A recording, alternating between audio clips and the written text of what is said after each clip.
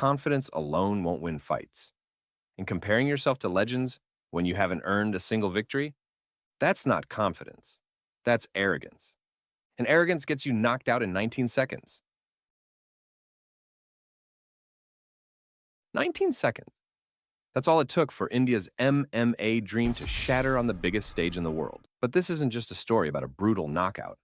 This is the story of how confidence turned into arrogance, how a rising star became a cautionary tale, and how one man's journey from village roads to the UFC octagon ended in the most humiliating way possible. This is the rise and fall of Anshul Jubli, the king of lions who forgot that even kings can fall. Our story begins in Bhatwari, a small village in Uttarakhand, India.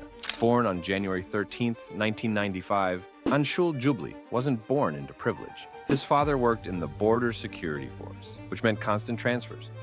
Different cities, different schools. The life of a military kid. Like many young men in India, Anshul initially dreamed of serving his country in the Indian Army. He studied mathematics, became a teacher, and prepared for the Combined Defense Service examination. But in 2015, everything changed. A friend recommended he watch mixed martial arts, and Anshul was hooked. There was just one problem. His hometown had no MMA training facilities, but Jubli didn't let that stop him. He traveled to Delhi and joined Cross-Train Fight Club under coach Siddharth Singh. He learned boxing from Rohit Tokas. He grinded, he sacrificed, he evolved. In 2019, he made his professional MMA debut at Matrix Fight Night, a promotion founded by Bollywood star Tiger Shroff. And he won. Then he won again and again. Anshul Jubli went on an undefeated streak, racking up 5 straight victories in regional promotions. But Anshul wanted more. He wanted the big stage. In 2022, he entered the road to UFC Lightweight Tournament, a grueling competition designed to find the next Asian superstar. Most Indian fighters refused this challenge. The competition was brutal, facing fighters from China, Japan, and Korea with superior infrastructure and training. But Anshul Jubli wasn't most fighters. He advanced to the semifinals and faced South Korea's Kyung Pyo Kim. In a war of wills, Jubli took a split decision victory. Then came the finals against Indonesia's Jeka Saragi at UFC Fight Night. Anshul delivered a masterclass. He dominated Saragi and secured a second-round TKO, earning himself Performance of the Night and a UFC contract. He became only the second Indian citizen ever signed to the UFC. India erupted. The King of Lions had arrived. Anshul Jubli wasn't just a fighter anymore. He was a national hero, a pioneer, the face of Indian MMA. But success has a way of changing people. And somewhere between Delhi and the UFC octagon, something shifted in Anshul Jubli. He appeared on the Ranveer Show, one of India's biggest podcasts, and what he said would haunt him forever. Khabib मेरे साथ अगर अगले महीने fight करता है, may be मेरे chances कम होंगे जीतने के. आज से 5 साल बाद नहीं होंगे, आज से 2-3 साल बाद नहीं होंगे वो चांसेस कम. ये मेरा वर्ल्ड चैंपियन माइंडसेट है. मैं बहुत स्ट्रांग हूँ मेंटली. मुझे कोई चीज़ नहीं तोड़ सकती. आप दुनिया में ऐसा कुछ नहीं कर सकते जो मुझे तोड़ सकता है. Let that sink in. A fighter with 0 UFC wins was comparing himself to Khabib Nurmagomedov, the most dominant lightweight champion in UFC history, the undefeated 29-0 legend, the Eagle. But he didn't stop there. May be मेरे को first round survive करना है, second round में knockout मार सकता हूँ, मैं submit कर सकता हूँ खबीब को, मैं कुछ भी कर सकता हूँ. Remember, this is a man who hadn't even won a single UFC fight yet. He was claiming he could submit and knock out one of the greatest fighters of all time. When news of these comments spread, Khabib's coach, Javier Mendez, from American Kickboxing Academy, responded on his podcast, "He's a good kid. I don't know why he's saying ridiculous things like that. Maybe he's trying to get attention, you know. It's like he's in no position to talk like that, you know. It's like be a champion or be a number one contender. You want to talk that kind of talk, but bro, what's his record in the UFC? It's Mendez continued, I don't think he trains with the level of people. If he had been around Khabib and seen Khabib train with Islam Makhachev, Daniel Cormier, Cain Velasquez, he wouldn't be saying these things. The MMA world laughed. They mocked. They waited. Because in fighting, you don't talk. You prove it in the cage. October 21st, 2023. UFC 294 in Abu Dhabi. Anshul Jubli's official UFC debut on the main roster. His opponent, Mike Breeden, an American lightweight on a 4-fight losing streak.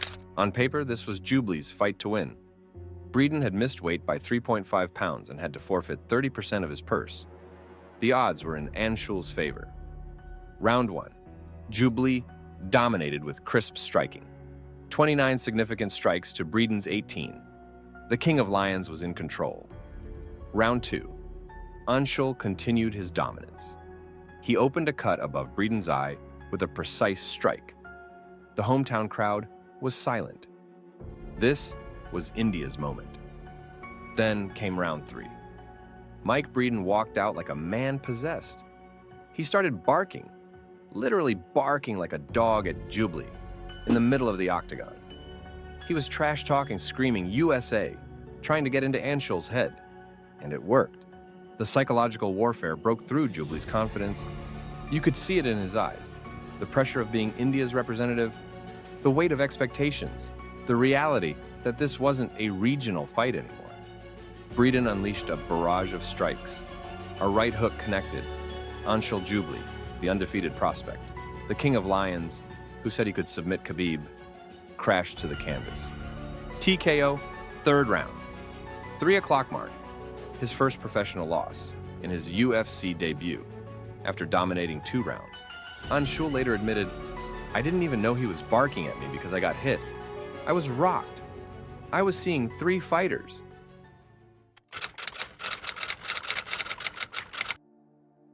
The loss devastated Jubli. In interviews, he opened up, "In the first week after the fight, it felt like everything was over. I don't think I'll ever be able to recover from that feeling." But his family, his coaches, his hometown friends, they stood by him. They reminded him that one loss doesn't define a career. Slowly, he began to rebuild. For over 470 days, Anshul Jubli stayed away from the octagon. He trained, he reflected, he prepared for redemption. The UFC gave him another chance. UFC 312 in Sydney, Australia on February 8, 2025. His opponent, Quillan Salkild, an Australian making his UFC debut with a 7-1 record. Jubli was confident again. In the lead-up, when told that Salkild said he would bark at him like Breeden did, Anshul responded, "Try that in the fight. Let's see. You bark at me, I'll do the lion roar. We'll see who's going to be there at the end." He talked about his superior experience, his better grappling, his improved boxing. He said he was so well conditioned he could fight 5 rounds instead of 3. The confidence was back. Maybe too much confidence.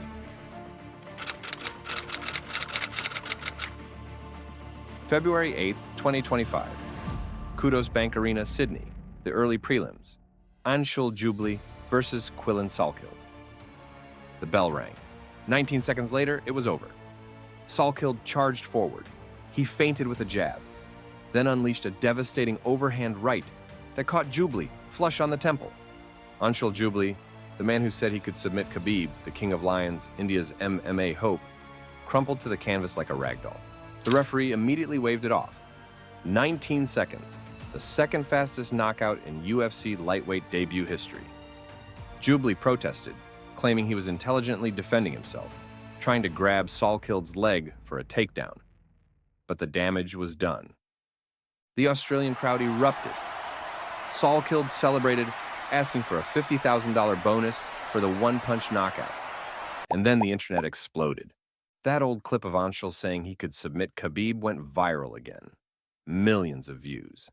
Endless mockery. The MMA community showed no mercy. Anshul Jubli, undefeated in podcasts. This is what happens when you talk, instead of train. The King of Lions, more like the King of 19 seconds. UFC fans compared him to Bo Nickel, another fighter who talked big and fell hard when the competition got real. His own coach, Siddharth Singh, claimed it was an early stoppage, comparing it to fights between Frankie Edgar and Gray Maynard. But no one was buying it. Anshul Jubli now had a UFC record of 1-2, with 2 consecutive brutal knockouts. His overall MMA record, 7-2. So what's the lesson here? Anshul Jubli's story isn't just about 2 losses. It's about the danger of believing your own hype. It's about respect. Respect for the sport, respect for your opponents, respect for legends like Khabib Nurmagomedov. When you're undefeated in regional promotions, it's easy to feel invincible. When your country celebrates you as a pioneer, it's easy to think you're special. When podcasters give you a platform, it's easy to say things you can't back up. But the UFC octagon is the great equalizer. It doesn't care about your nationality, your nickname, or your podcast appearances. It only cares about one thing. Can you fight when it matters? Anshul later tried to backtrack, claiming his comments about Khabib were taken out of context, and said, in a sense of humor. He called his critics brainless, brainwashed haters. But the damage was done. Not by his haters, by his own words, his own arrogance, his own inability to back up what he said. To Jubli's credit, he maintains he'll come back stronger.